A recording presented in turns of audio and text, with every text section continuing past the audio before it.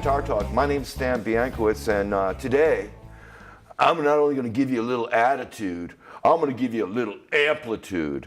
My guest today is Mr. Bob Amplitude Lippett, and we're going to talk about the differences between tube and transistor, because we have both tube amps, we have transistor amps that came about in the 70s, and then there were opinions of that, and then they made tube amps with transistors and transistors with tubes.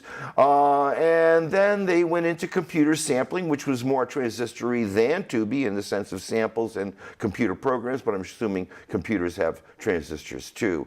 Take it away, Mr. Amplitude. Yes, well today we're going to show differences, speak about differences, and show you the general diagrams you normally find in an amplifier schematic of these various devices. Okay, so initially in a vacuum tube you have the cathode, the grid, and the plate. The electrons are emitted from the cathode to the plate. The plate is charged with very high voltage. And so basically electrons go up and you have number 2, which is the control grid. Okay, your signals go through the control grid and modulate the electrons going up, and that's your signal. Okay, the plate normally has 200 plus volts on it, so it really pulls those electrons up and amplifies the signal. Next, we have the most popular power device called a MOSFET transistor. And basically, it supposedly sounds more like a tube because between the gate and the source and drain, there's a space. So basically, and in your tube, okay, you have spaces between the cathode grid and plate, as you normally can see when you put tubes in. So it kind of acts like a tube because of that space and gives you supposedly a similar sound. And the MOSFETs are used primarily in output stages. Very powerful, especially in power amps. And whereas opposed to hold on a minute, I'm going to pull this out. Well, I had it, and here you go. Okay. It's a transistor diagram, and normally you see these also in a schematic, although there's usually a circle around it. Now you have the emitter, base, and collector, which you can see is similar setup to a tube, although it's more like two diodes. The signal goes through the base, and your emitter is usually grounded, and then you have the collector, which is connected to your high voltage, and normally the voltages are more like 12 volts, 12 to 50 volts on a transistor. These can, okay, be connected directly without any coupling capacitors because of the low voltage between the components, whereas the tube has to be separated by coupling caps because... Let me hold that for you, Bob. Yes, because in a tube, the plate is charged with close to 400 volts in an output section. And so basically a coupling cap, what that does, it passes AC and blocks the DC. When you have, like I say, 200 to almost 500 volts on there, it would fry the next tube. Whereas because of the low voltage on transistors, you can normally couple direct. But then again, you're getting a lot less gain. Now, okay. Another symbol that's used in schematics is this little kind of a triangle. And this is called an operational amplifier. Many amplifiers basically that use gain in their stages of preamps, sometimes you have a transistorized preamp and a tube output. This is a whole amplifier in a little chip. And basically you have a plus in and a minus, a single in, and then you have the output. So it's basically a very simple amplifying device, and it's very versatile, as you can bias the amp, so to speak, with for gain and different sounds. Now, hold on a second. I got this if you want. Okay. Okay. Now, we're talking about clipping. Let me see this. Okay. When you talk about distortion, the top is the sine wave, and it's nice and smooth, okay? The clipping basically clips the top and the bottom of the sine wave, and this gives you distortion. Now, a tube has nice, even harmonics, and it's a nice, smooth distortion, whereas a transistor has odd harmonics, and it's very harsh sounding normally, and which is why tubes always sound smoother in distortion, like in your all-tube Marshall, especially going back to the JCM 800s, whereas your modern Marshalls have mostly op-amps as the driving stage, and they sound pretty good. But I prefer the all-tube amps. But what you have today are a lot of boutique amps, which are very, very expensive. So the difference is that's kind of how your distortion works, by clipping.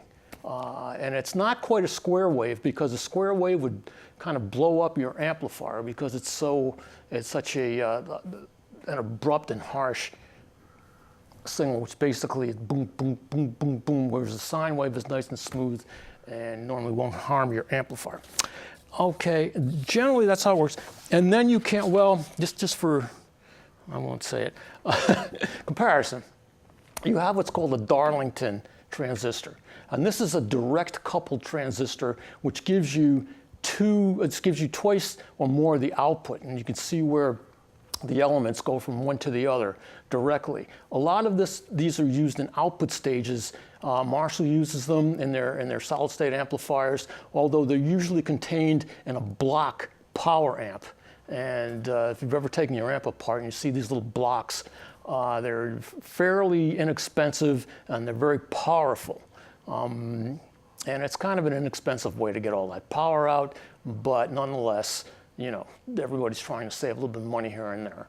They don't sound as good as the MOSFET transistors, but all the same, the transistors go back to the late 40s, but in essence, the Japanese really kind of took the whole thing over with the early transistor radios, which, right. You used to be able to get a little transistor radio really cheap, and that was the first major use of it. And but that's pretty much the history of tubes. Go back to like the 20s, and even before that, when they're first invented. Generally, you had a diode, which is basically a tube without the grid.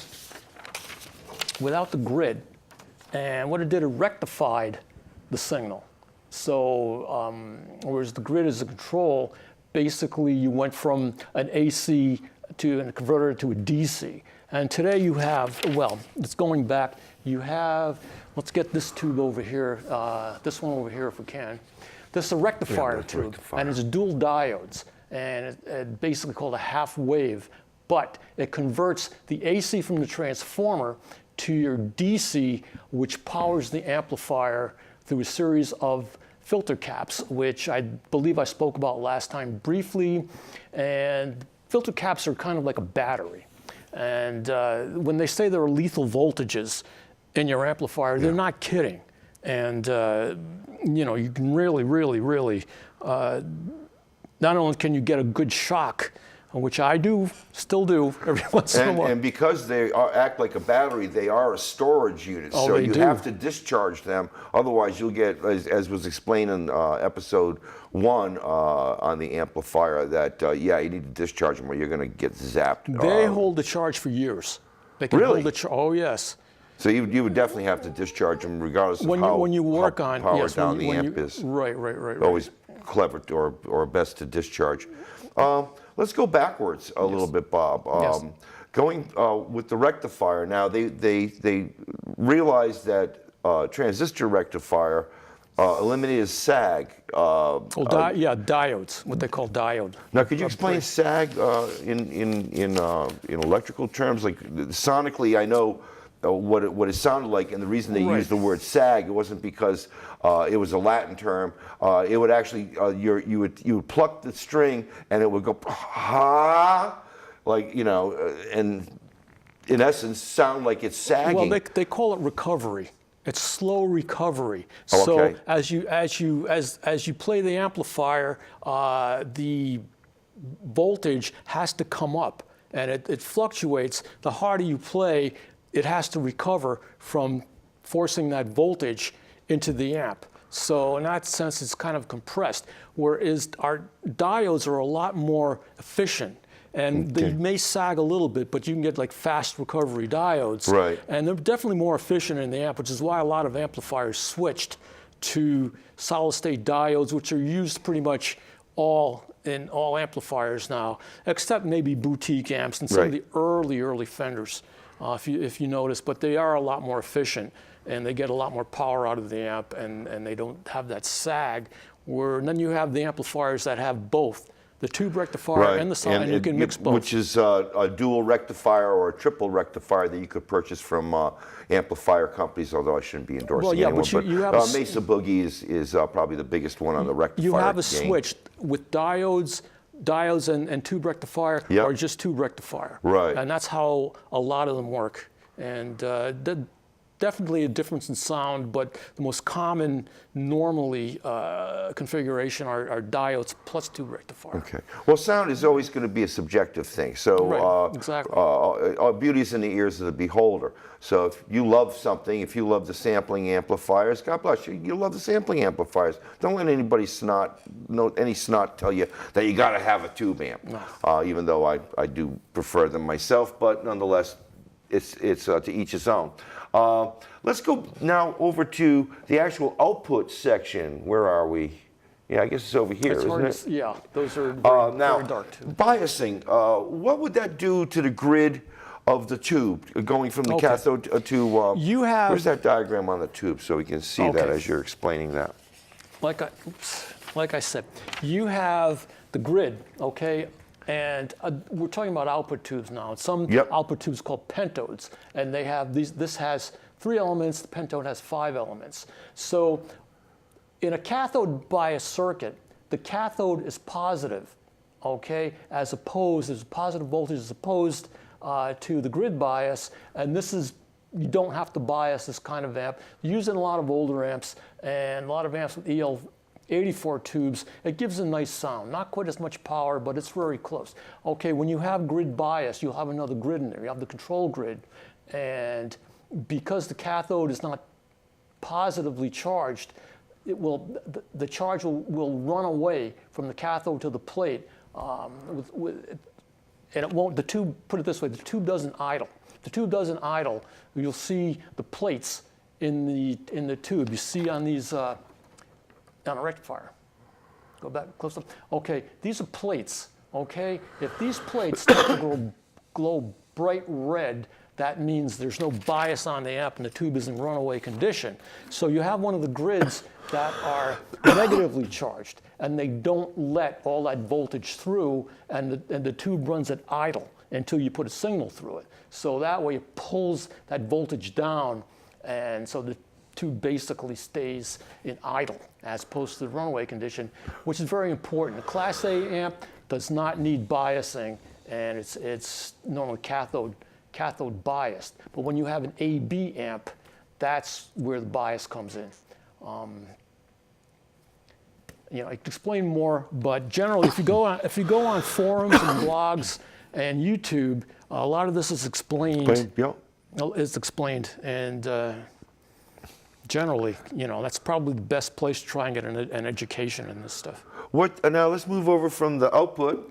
And let's move over to the preamp. Whereas now, this is in the output section. This is where we would put a preamp tube if we were going for a MOSFET type circuit, which I have on my side here. Which you normally can grab. you go in a lot. MOSFETs are used in the output stage where you have what's called bipolar transistor, which can be positive or negative. This is called an NPN transistor, and the collector is connected to a positive voltage. You see the arrow pointing in. When you have a symbol with the arrow on the top, it's called a PNP instead of an NPN, and the collector is negatively charged. But generally, they're NPN transistors, and they're used as drivers to tube outputs. Some companies, well, you only see output tubes. But in here, we have, all right, we can get rid of that. Okay. The preamp tube. And these are very small.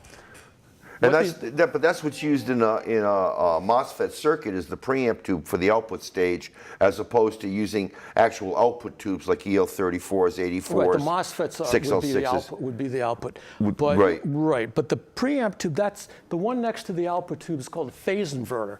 And what that does is the signal runs, so to speak, on that sine wave, and it's split because oh, I don't have the diagram here. Well, yes, we can use this one again. Okay. Okay. So basically, you have that sine wave again. Okay, you see that line through it?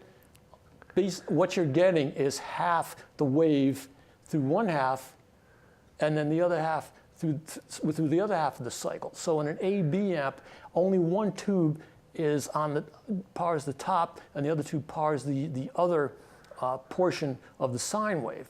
So you get a nice symmetrical output, and it's called an AB amp. So you have two output tubes, and they switch back and forth really, really fast. So you need a tube that drives both these stages. And you can see where this is 180 degrees out of phase. And that's why they call it a phase inverter. So half the tube drives one of the preamp output tubes, and the other drives the other. By inverting the phase. It's very symmetrical. Right. So it has to be 180 degrees apart, and that's how the phase inverter works. Whereas your standard preamp tube is just it's another triode, and they're used for gain, in your tone control stages. Some amps have a master volume, things like that. Generally, it's what they call a preamp. So it's pretty basic. Tubes are pretty basic devices, and that's why you see, if you look inside an amp, it's a lot simpler. Now, getting back to tube amps, yes. In the AB cycle, we've also gained what they call I don't know if we need it to be in an AB cycle. It could have just been a Class A amplifier, but we have a gain volume, and we have, like on a mixing board, an output volume. What is that? Does that facilitate an AB? Are we stuck in an AB? Yeah, it doesn't matter which volume. You have a master volume. They're all run through the preamp tubes, and just in various stages. So does the gain control the preamp output? The preamps control the signal that are amplified through the output tubes. And as you notice, you turn the volume up, the thing gets louder because you're increasing the gain. You're not increasing the voltage, you're increasing gain or resistance. And then you have what's called a tone stack, and then you have your bass, treble, and mid-range. And if you have a master volume, normally it's master volume potentiometer is connected right into the phase inverter. And that way you can turn the final signal, drive signal down, and the main volume up. And you can figure that out. You just vary both of them. And although some amps, the gain, they put a lot more gain in a lot of these newer amps to get that distortion out of it. But again, they become noisy because all devices, solid-state or tubes, inherently go with thermal noise. And those are free electrons that float around in the devices. So when you hear that, that's thermal noise, especially when you turn, most of you guys definitely notice that, when you turn your gain stages. Yeah, it's like a white noise that the amp gets really, really noisy. And that's due to overdriving, and you're hearing those free electrons. But generally, that's it. That's how basically how the thing works. Cool. So now, in the last section, speakers, and let's talk about a little bit on the ohmage and how the output drives the ohmage, which has nothing to do really with either or tube or transistor. It's getting into the speaker stage, but that's still an important section of the amplification. The speaker, the speaker is literally the last thing you hear out of the whole deal. So definitely. So I didn't draw a diagram of the output transformer, but the output transformer, there's primary and a secondary. And the secondary is set up for 4, 8, or 16 ohms. Some of the amps, you'll see 3 different jacks, and it'll say 4, 8, or 16, and generally, or they'll split. A lot of the old Marshalls, it'll tell you 2 of them together equal 4 ohms, and 1 equals 8 ohms, but that's in the secondary of the output transformer. And that way, you know, you just match the speaker impedance to the output of the output transformer. Now, wouldn't it also regulate when they talk about a 100-watt amplifier, whether we're talking guitar or a public address system, it's 100 watts into what? So if it's 100 watts into 2, it would be what, like roughly 50 into 4? Well, it depends on how you set it up. There's series and there's parallel. So let's say you have 2 4-ohm speakers and you add them together in parallel, you have an 8 ohm. Right. Okay, if you add them as series rather, if you add them in parallel, you'll have 4 ohms. 4 ohms, right. So there's no addition, it stays the same. Kind of like I used to have an MG, and they didn't have room for a 12-volt battery, so they put 2 6-volt batteries in series, because 6 plus 6 equals 12. But if they had put the 2 6-volt batteries in parallel, we would still end up with a 6-volt battery. So but I noticed that transistor companies especially seem to do this. They seem to make a 100-watt amp, but it's 100 watt into 2 ohms. So if we change the ohmage on the speaker in a combo amp, now we would be halving the ohmage.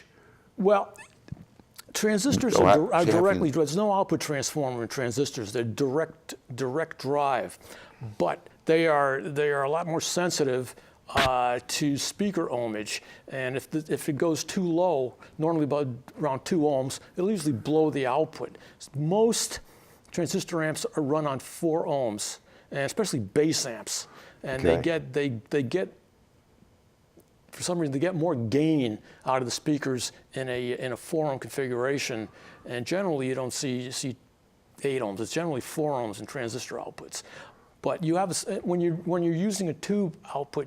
When you have the selection 16, 8, and 4, they're what's called taps on the windings. So it's wound for 16 ohms, and then they take a tap out of that winding. Winding on what? The speaker, or winding on the output transformer? Right, on the secondary. And they'll wind, and then they'll take a tap out at 8 ohms, and then they'll go down and take a tap out at 4 ohms. So every time you're tapping it, you're actually losing power. The full power and also it affects the sound.